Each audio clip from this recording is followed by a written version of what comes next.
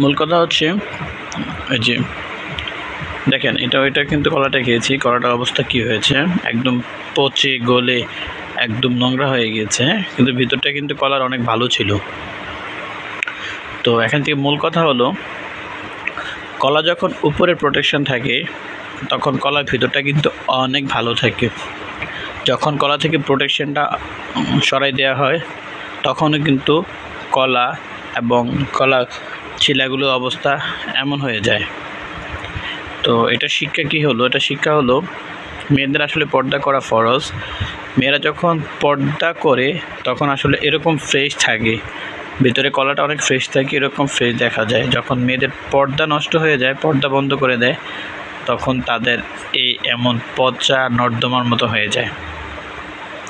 তো আশা করি বুঝতে পেরেছেন যে একটা মেয়ের জন্য পর্দা কতটা ইম্পর্ট্যান্ট।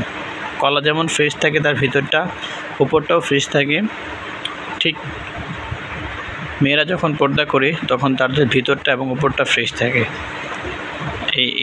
এই হচ্ছে উদাহরণ। প্রিয় বোনেরা,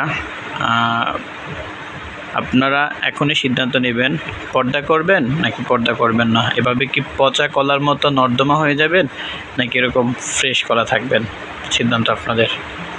ভালো লাগলে অবশ্যই ভিডিওটা শেয়ার করবেন।